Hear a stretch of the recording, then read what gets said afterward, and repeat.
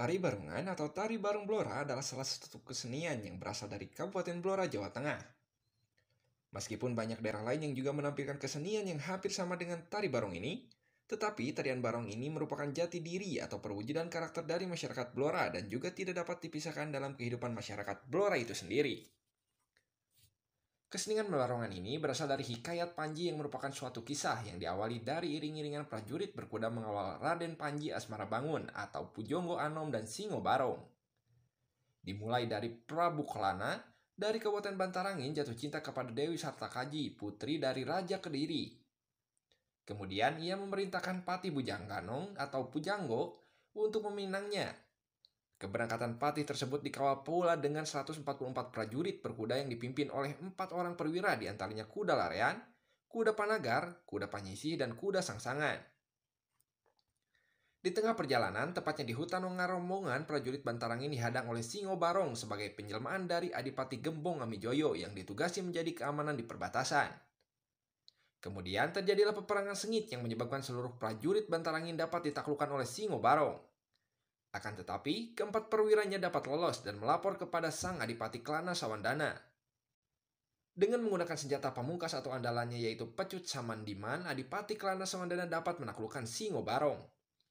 Singo Barong yang terkena pecut Samandiman menjadi lumpuh dan tanpa daya. Meskipun setelah kena pecut, Singo Barong sempat bisa pulih kembali, tetapi berkat kemampuan hebat yang dimiliki oleh Raden Panji, ia bisa dikalahkan. Hingga pada akhirnya, Singo Barong yang buas menjadi takluk dan mengabadikan diri kepada Raden Panji, termasuk prajurit berkuda Bujangganong dari kerajaan Bantarangin. Kesenian barongan atau tari barong blora ini kerap kali dipentaskan sebagai hiburan bagi masyarakat, khususnya di masyarakat pedesaan. Barongan dalam seni barong merupakan suatu perlengkapan yang disebut mirip menyerupai singo barong atau singa besar sebagai penguasa hutan angker yang sangat buas seperti yang ada dalam cerita hikayat di atas tadi.